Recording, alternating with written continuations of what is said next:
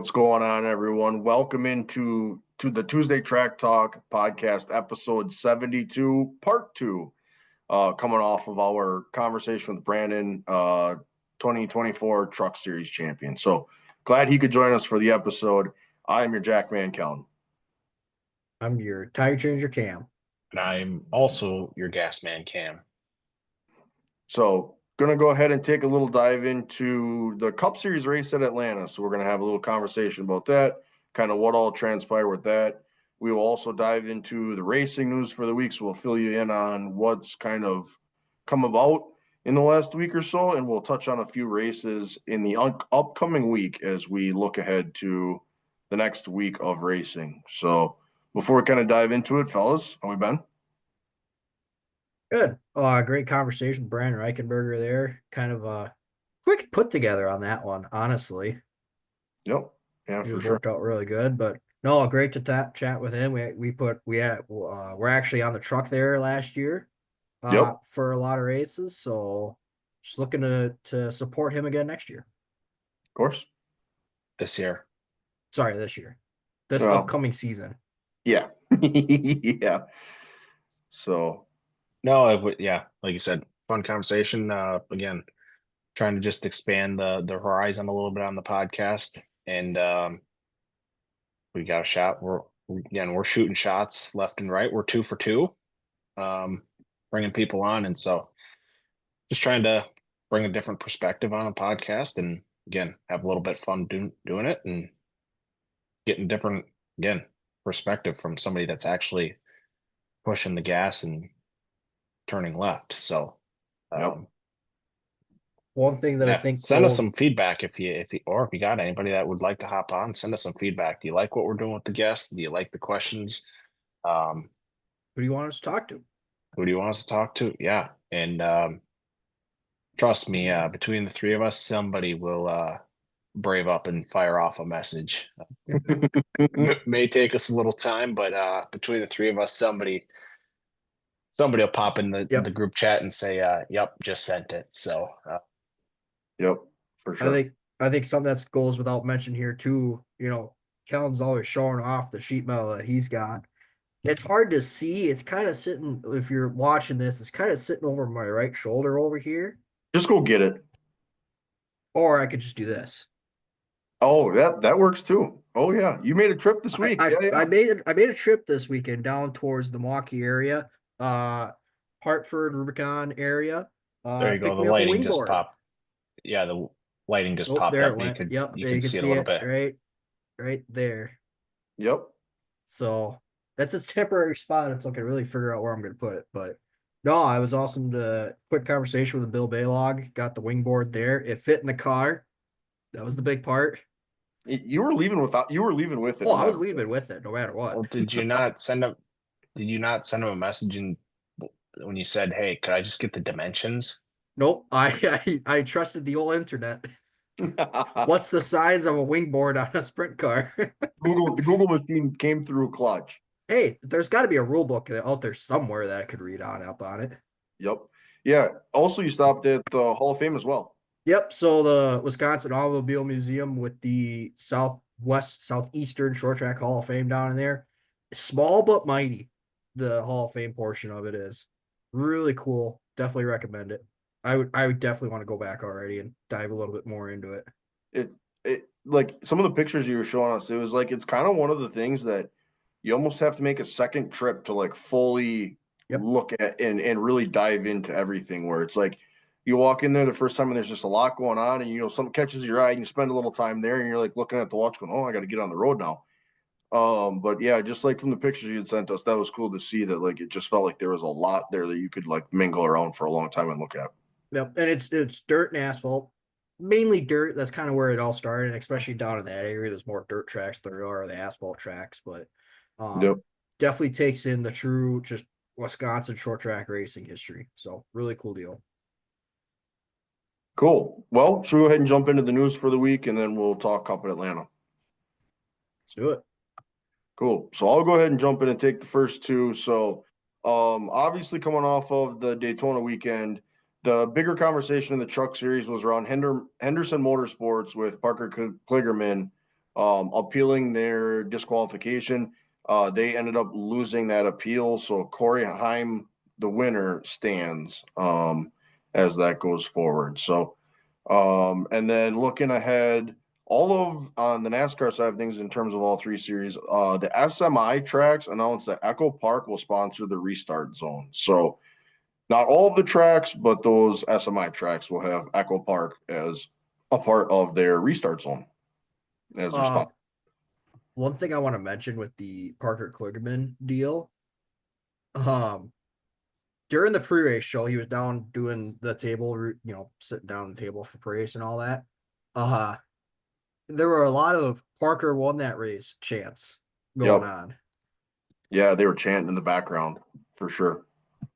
So that was kind of cool. Well, and not to try to keep us on track here, but a quick point. He posted this past week that he still got the checkered flag. And he was going to go on a podcast and kind of explain what his understanding, why they, missed it and, whatever. But to be honest, if I were him, I would keep the flag. And Denny Hamlin said on his podcast after Daytona, you can give up the trophy, but you always keep the checkered flag. And, he crossed the line, finished first, and yep. And yeah, it is what it is. And he got to go through and celebrate and, whatever, him planting the flag. I don't know. You can take away the win and the points, but you can't take away that memory. And I'm all for him keeping the flag. So absolutely cool deal. Well, I'll hop in here to these next 2 bullet points here. Chase Briscoe was bad fast to start the Daytona or start the 500 and then the duels. And so, but without, I guess there was a reason. He had a penalty that was announced, 100 points, 10 playoff points. His crew chief is gone for 4 races and a team fine of $100,000. And going into Atlanta, he was negative 67.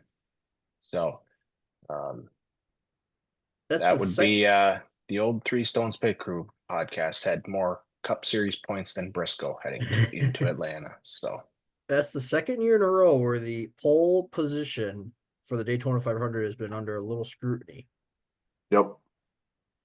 No, they are appealing. They are appealing. Yep. So Small is not gone until that appeals goes through. But yeah, obviously a little conversation around the antics of what's going into the poll for the Daytona. And then another note here, MBM Carl Long says the wrecked car of Smith is going to cost $100,000 to fix. So I mean, he smoked that wall in the duel. Speaking of Chandler Smith. Yeah. Again, that speaks volumes to the cost of racing and why it's hard to do it. Yep. Sticking with the asphalt side of things here real quick. On the super late model side, Rhett Jones Racing announced that they were acquiring Port City race cars here recently. I didn't dig too much into it if there's an article. I just saw the headline of it. But Rhett Jones kind of starting to really, get more involved in the super late model side of things. Was just starting out with a part-time ride, now full-time, and now is starting to be a race car builder. Yep. So, and so now switching to the dirt side of things, High Limit Series announced that they are going back to Perth Motorplex next year at the end of the year, December 28th, 29th, and 30th. Part of the Australian sprint car series. I believe it's a week. Sprint car mania, something like that. But High Limit going back down there at the end of the year. Going international again. Second year of it. Yep. Cool. And then kind of looking at the last one, this one was news this morning, and there's kind of the rumblings of it with media availabilities and a team making an announcement. 2311 has announced that they've signed Corey Heim as a development driver. So what that entails for him is that will be select cup races but they've also partnered with Sam Hunt Racing to have him running in the Xfinity series as well with support from 2311. So he's going to have some very big opportunities coming off of a very successful truck season and now already being a winner in the truck series in 2025. So Yep. I believe they announced his first cup race will be Kansas. Give me a minute. I can pull it up here. I If you give believe me it'll be 10 seconds. Kansas in May. I believe he actually starts with Sam Hunt Racing at COTA this weekend. Yep. This coming weekend. Yep. First race will be spring Kansas race. Yep. So he'll have an opportunity to make his cup debut. So, yeah, big opportunity for him. He'll be obviously with a very well-funded team, and he'll be with an organization that will give him a really good piece to drive. So that wraps up the news for the week. A little bit later on the news, kind of as we're in the swing of things here. So let's go ahead and kind of dive into some bullet points on the Cup race at Atlanta. So we're coming off of that race. We're sitting here just a few hours fresh off of the finish of this race. So a lot of bullet points to cover in terms of reactions to certain scenarios and certain drivers having mighty decision making. We will say it that way. So Christmas cards aren't being sent. Yep. Messages are not being heard. Yep. One driver would say. So, well, I mean, where do we start with this cup race in Atlanta? Well, I'm gonna call Cam here a little bit. He said it twice in our group chat here during the race that Atlanta was the best track on the schedule. I'm putting you on the spot here, bud. Defend your case. I mean, so I know I know I was pushing some buttons there, but I mean honestly, I thoroughly enjoyed the race, to be honest with you. It is, yes, it has a super speedway feel to it, but it also I do feel like it has, it is super speedway racing, but it also does have the mile and a half. I love again, the runs and the moves that guys can do. As Mike Joy called it, the old elevator move from Larson, who went from the white line all the way to the wall in one Great corner. call. Great call. Yeah. So I don't know. I just enjoy it. It is, I feel like it's plate racing, but it's a little bit more, I don't know, moving and shaking. Things are happening a lot more quickly. The runs come, one guy gets shuffled out, it's Daytona on a smaller track. Things happen a lot quicker, and I don't know. I I don't yep. think I was pushing buttons saying it's the best track on the schedule because I knew that would get you guys riled up. But I enjoyed the race. Did. To your point, I think what kind of separates Atlanta from Daytona is if a car gets out of line, whether it's in the middle, outside, inside, that car has a chance to at least fight its way back in. Whereas Yep. at Daytona or Talladega, you get kicked out of line and you are going to the back. Yep. Yeah. And Yeah. There's a little more moving and shaking in terms of being able to get in line when you're shuffled out. And I mean, I know Logano's foot cam got shown a little bit, and you saw all the in-car telemetries as well. But look at how often guys were dragging the brake in order to let guys in, or lifting the gas in order to let guys in, or to make sure Yep. the bump hit good. Like you do that at Daytona, and you're stacking up the entire line. Yep. Whereas at Atlanta, you could do that, get back up to pack speed, I guess, and continue racing on. Yep. So I could see where, yeah, all there's right, some things before we that are better go ahead.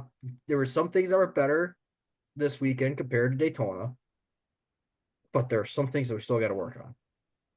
All Yep. right. So just before we get into it, on a scale 1 to 10, what do you guys give that race? If I had to give Daytona, I bring Daytona up just for comparison's sakes. If I had to give Daytona a rating, I had to give it like a 5.5. I'm giving this one like a I don't know, solid 7, straight 7. My number was 7 too. So yeah, I was gonna go. I gave 7.8. Hey, Portnoy. Yep. You know, I don't know, eight material, but wow, holy disrespect on Daytona. Wow, Van Gogh. I just 5.5. I It wasn't a race, it was a production. now given there's some aspects of this one you could say were a production as well, Yep. but I felt like we got more of a race out of it than we did at Daytona. Yeah. I How would agree. often was the conversation about fuel saving? None. I do have to say what boosted my kind of evaluation of this race was just the raw number of lead changes that had happened. Yep. So when you look at the racing product itself, it's not like the same car is leading that one single line or the top and the bottom, and they're just riding around, just leading laps. Like I think the number of lead changes, and that's the most in a long time that they've had. That to me is what helped that out a ton. And And do I you kind of, you guys keep talking. I want to see how many different leaders there were as well. I just enjoy, at Daytona, like you said, you get the 3 wide and everybody's just dragging on each other and everybody's gonna ride 3 wide side by side for laps because everybody's holding each other back. But the why I just enjoy this is, you talk about the lead changes. We had 3 lanes and those runs happen so quick where you got to make quick decisions. And then also it felt like the bottom lane was a lane that where if you got stuck on the bottom, you were not gonna you got stuck on the bottom, you weren't gonna go a ton forward. But I think Blaney, he had the car to do it and hold his own on the bottom. So, realistically, I felt like we had 3 solid lanes of racing that could give you a shot. Yep. If you ended up in the middle, you weren't entirely going to go all the way to the back. You're going to lose a lot of track position with the momentum of those other lines, but it wasn't a guarantee you were going to go from leading the middle line to 34th. Yep. He's doing a little math here really quick as we calculate some lead changes. 15. We had 15 different leaders in that race. Yeah. I think it was 15 different scored leaders, but it was like twice that and then some more for actual lead changes Yep. per Yep. So scoring loops throughout the track. Drivers that were scored to lead a lap, there were 15s. Yep, for sure. I mean, that's almost half the field. Yeah, 100%. And now, given there were a lot of 1 lap, 2 lap, single-digit lap leaders. I mean, Christian Bell only led 1. Led the most important one. Exactly. But you had your comers and goers in that race, not just for lead, but throughout the top 10. Yep. So and your guys that were really good were consistently in the top 10. yep. Your guys like your Logano, your Cindric, in reality, Team Penske. Oh, And you could put Josh Berry in there with Wood Brothers as well. Like those 4 cars together up front were really good. Stand out weekend for Barry. Yeah. Big weekend for Barry.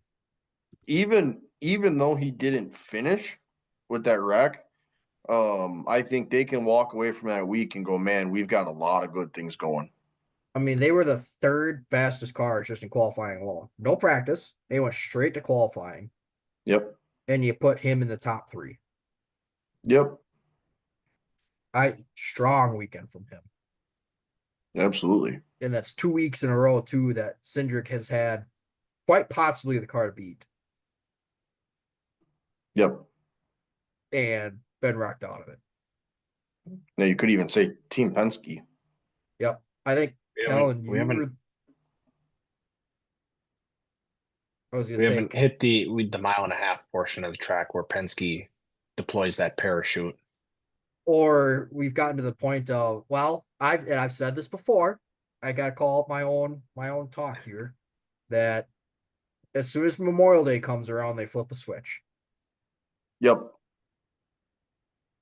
So they Yep. get the couple of tracks that they know they can win at. They tail off, and then Memorial Day comes around, the Coke 600, and that switch flips. Yep. So, Kellen, I think you were the one that mentioned too. Like, is this the year of Cindric? Yeah. Yeah. He like, I would, you think about it, like he today didn't have the finish that they were hoping for, obviously.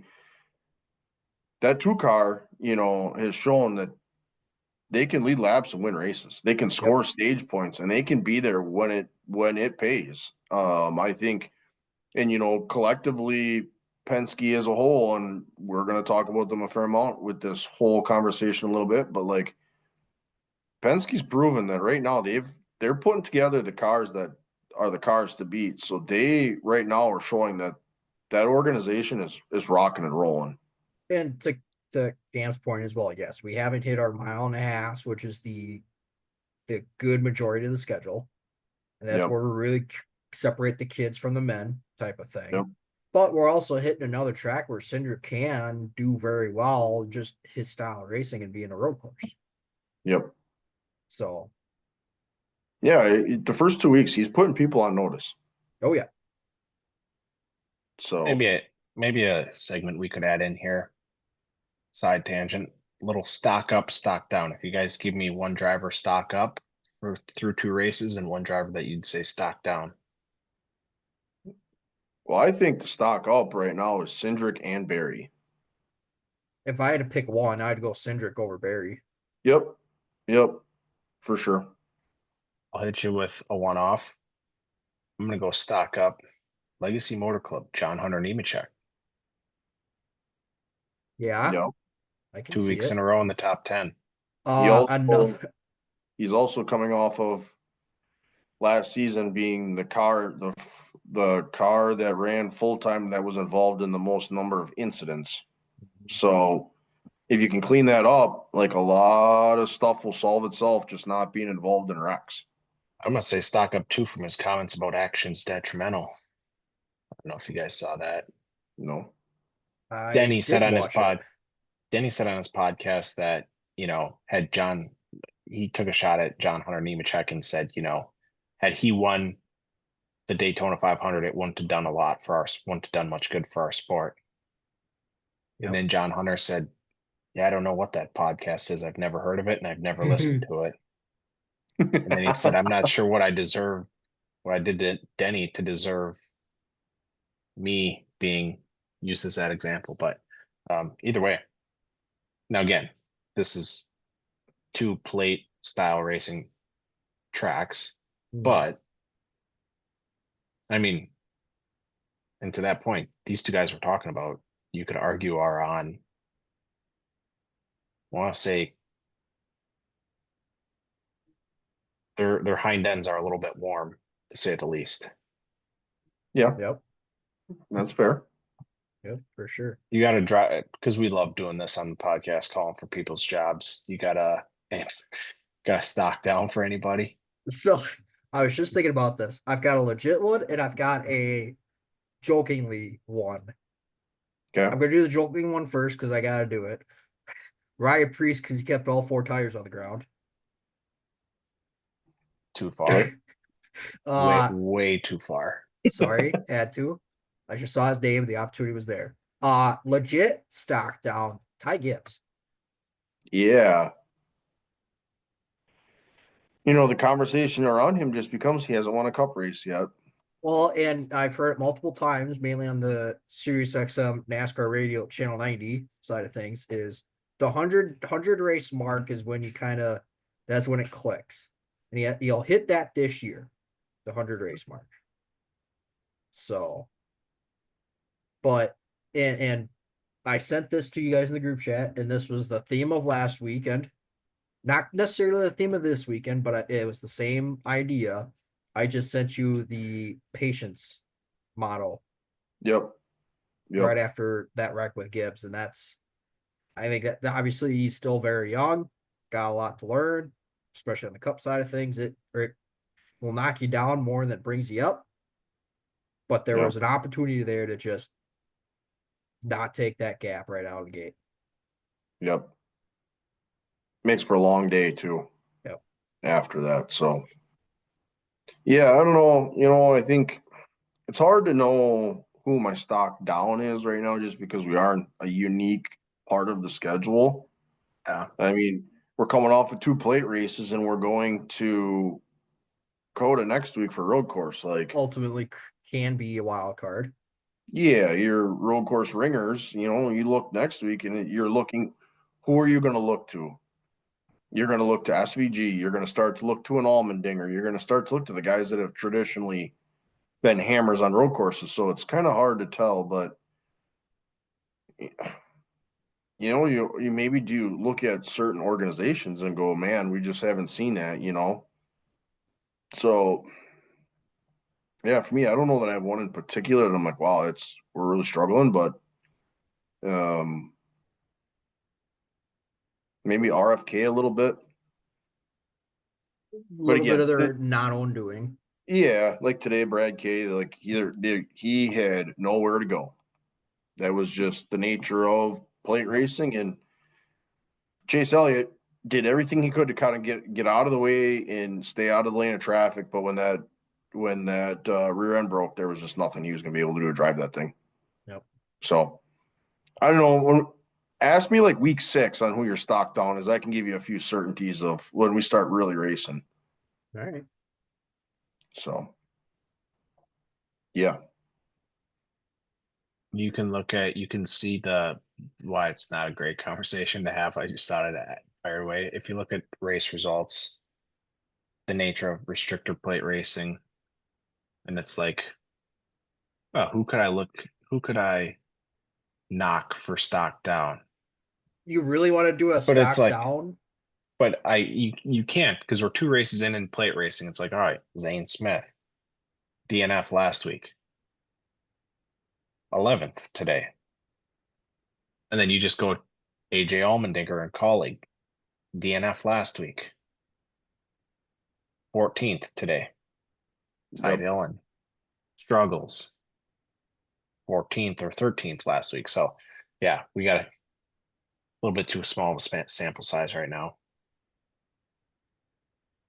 Yep. I guess if I'm going to say stock down because their life is going to be really hard going forward, Hocevar. His name got brought up a lot today, some for some very good reasons, some for not so very good reasons. Yeah, if I think I'm going to think stock down, I just think that we get to these mile and a halves, there's going to be some guys that are going to just make his life really, really hard. And the thing is, too, with that, it's recurring. Yeah. It's recurring conversations about it. It's kind of been the theme of positions he's put himself in collectively across his NASCAR career, per se. He's had a few instances in the truck series that were very questionable. And then obviously today there's been, as they said on the broadcast, there's been a line of guys waiting to talk to you. Like, what do you want to say? And he goes, well, I'm going to leave that conversation privately. Like, I'm not going to put that out there. Well, it's when you're having that kind of conversation, it becomes very tough very quickly. Got to be ready to face the firing squad. Yep. But then there was a later post-race interview. I don't know if you saw this one that Toby Christie posted. And he says, Bolsovar says, while he has some things to clean up, he's here to win races, not to build boy bands, express love for others, or play on playgrounds together. Now, I get let's be honest, he is definitely one of the most aggressive drivers. And in today's day of racing, you need to be aggressive. You can't not be aggressive, Yep. or you're going to end up in the back. But you also can't be pissing guys off at the same time. Because like you were saying, your life will be hell. Yep. When we Kyle talk about a Busch. track, yeah, Kyle Busch, Ryan Blaney, Ross Chastain.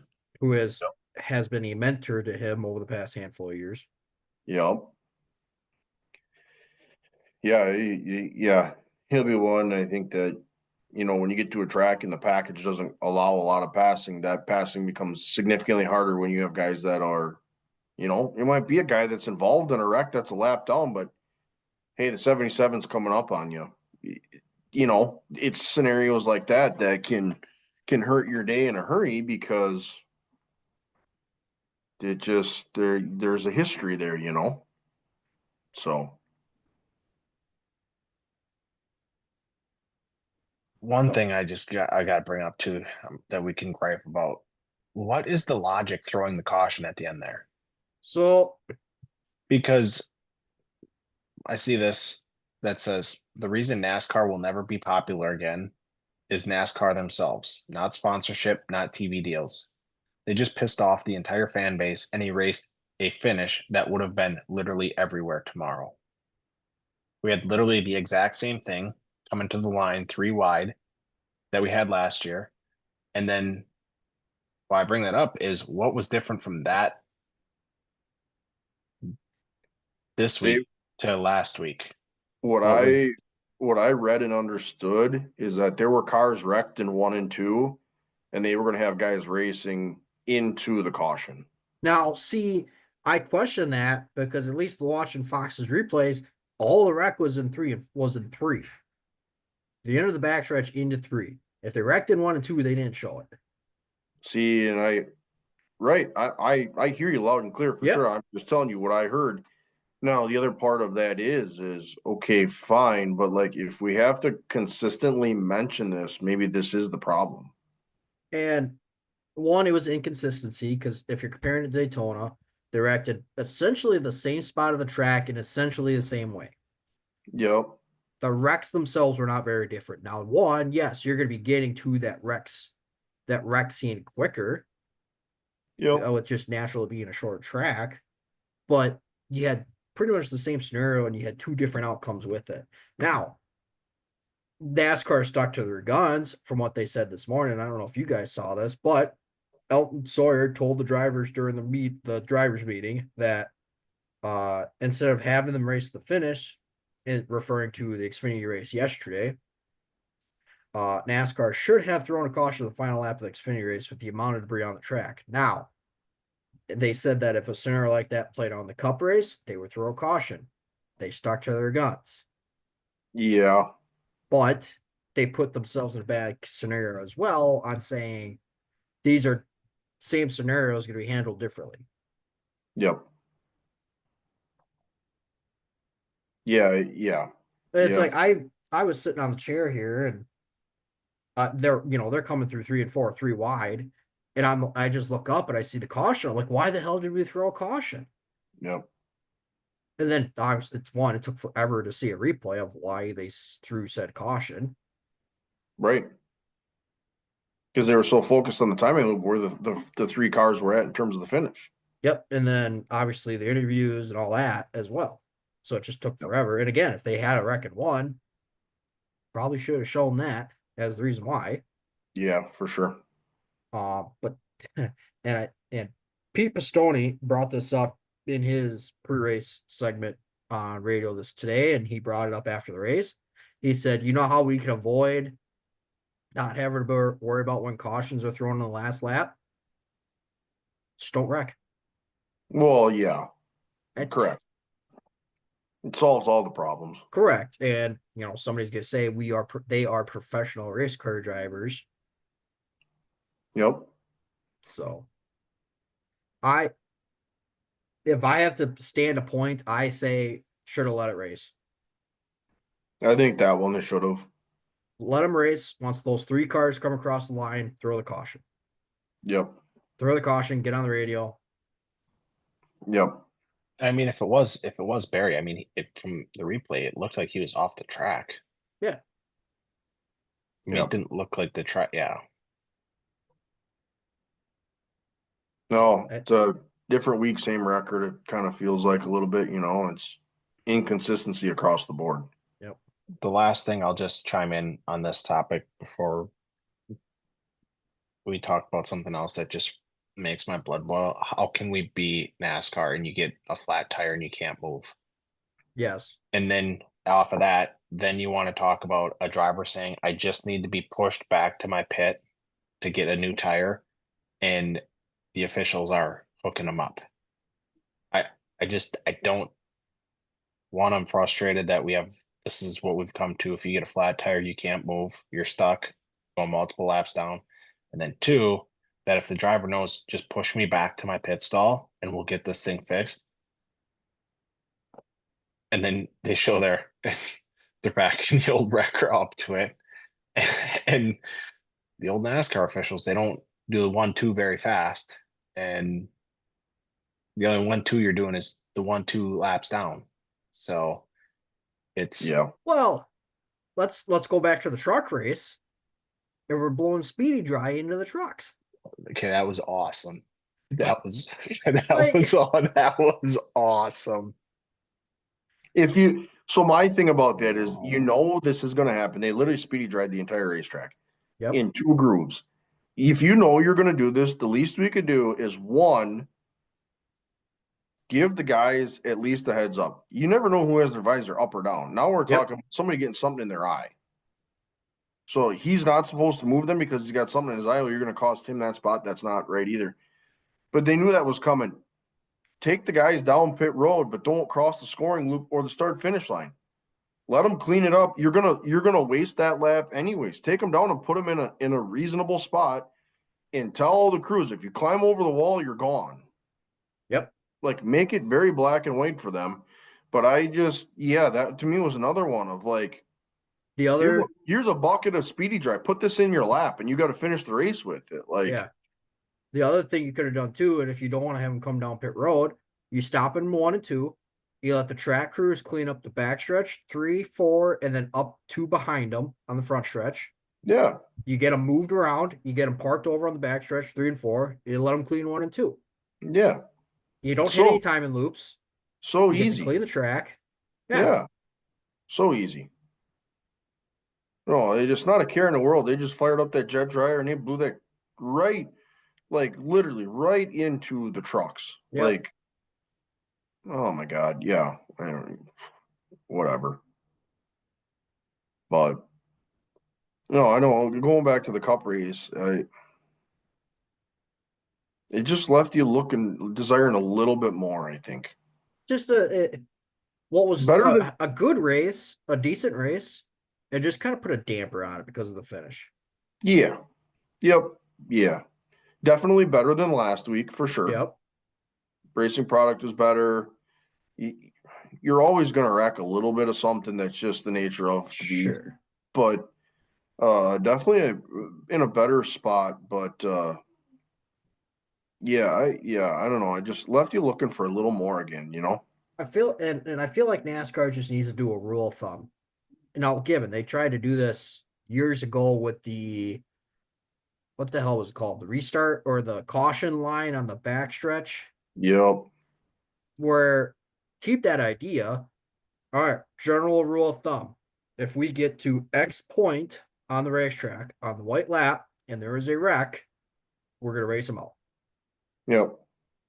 If we are before said point on the racetrack and we wreck, we are going to throw a caution. Yep. Have a rule Yeah, of thumb. sure. Absolutely. Let it just be known to the drivers and the crews, hey, this is what we're going to expect. It's not going to be an official rule, but this is what we're going to rule by. Yeah. I mean, yeah, so looking kind of, I guess, going more to the finish of the race. I mean, ultimately, Hocevar pushed the 20 to the win. Yep. No, when you get going in the middle of 4 like that, he kind of pushed them in between 3 and 4 a little bit. At that point, they hadn't had a caution, so I can't really not fully blame him for pushing him out there because he made a lane to get himself into the middle that he was going to Race push for the him out. win. Yeah, push him out far enough thinking we're racing the line. Again, it goes back to he pushed a different manufacturer, but he found himself a lane and it played out to the point where you could kind of see it develop that it kind of made sense. He basically pushed Bell up in order to create a lane for himself. Correct. Was And what it was. it's one thing that it would have been a different thing if he would have pushed him and stuck right behind him. But he shot him hard enough that he shot him up the racetrack that he made it 3 wide. If he would have just shoved him and followed his bumper coming off of 4, different story, but he shoved him hard enough, made it 3 wide. Clear as day was a race winning move. I'm not saying he would have won the race, but a race going for a race win type of move there. So can't fault him. Again, like you said, he's not in that position very often, and so he's got to go for it when he can.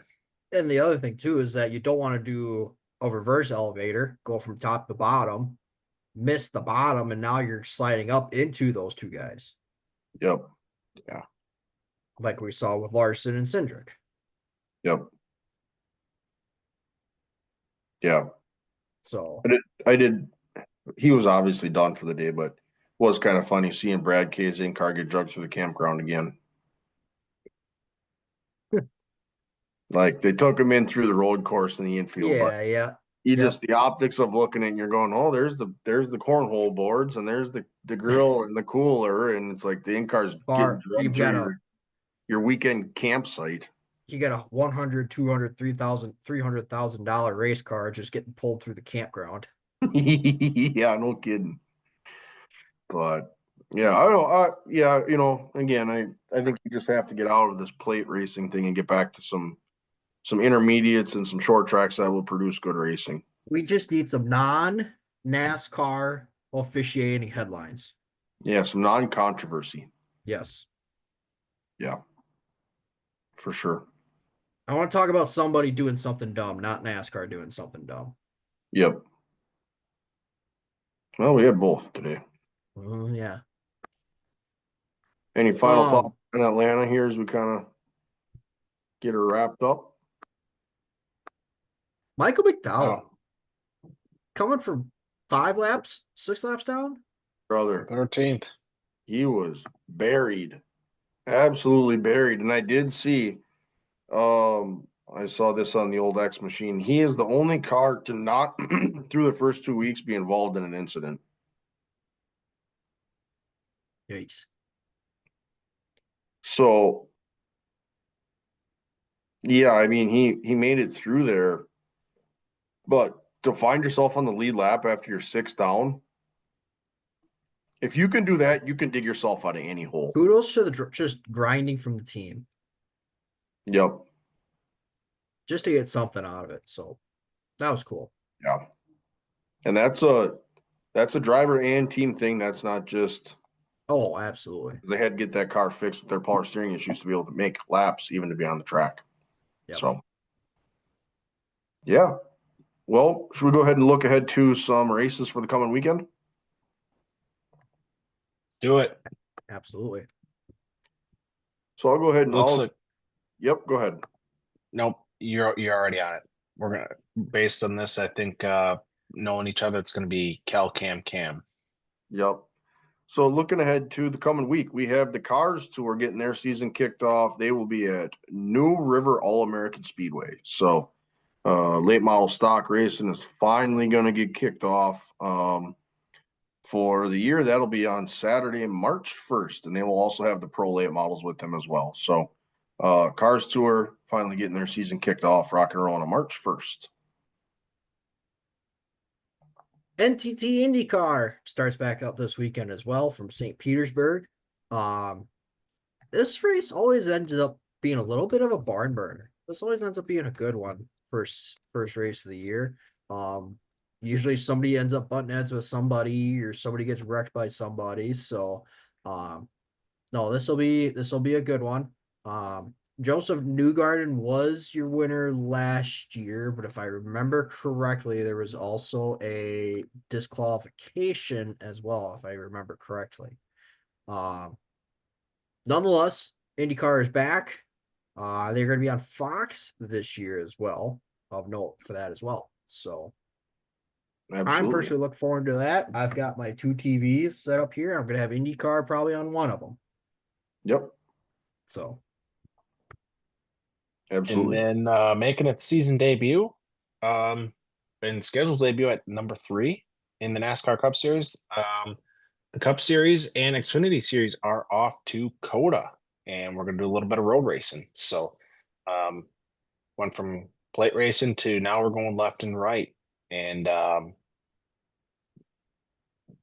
not even going to mess around. We're going to roll right into some race picks here with COTA.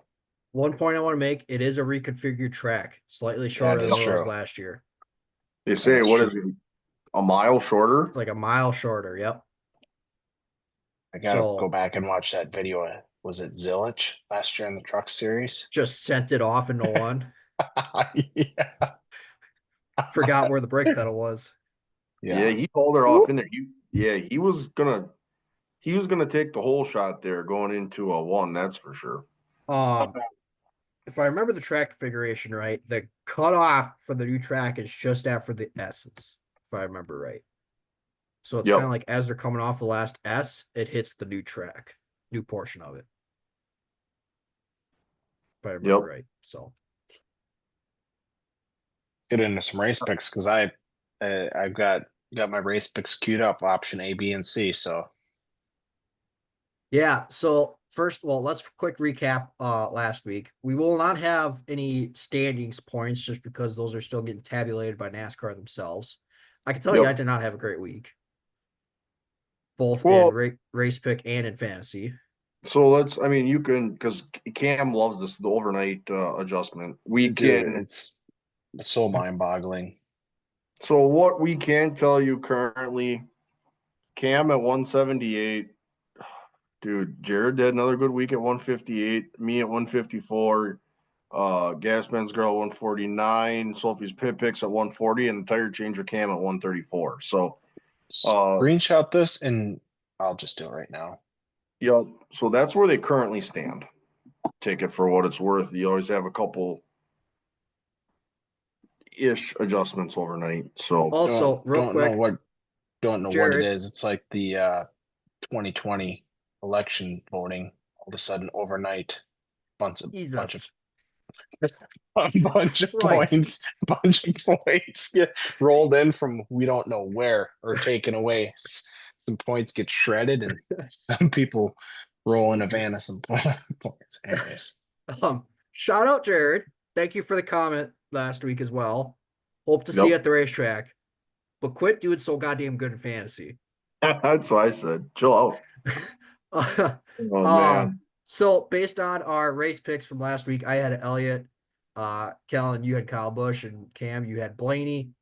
I finished the worst this weekend, so I get to pick first this weekend. I thought I had a pick. I'm kind of going back and forth on this, but you know what? I think this guy's gonna ride a little bit of momentum here. Give me Kyle Larson.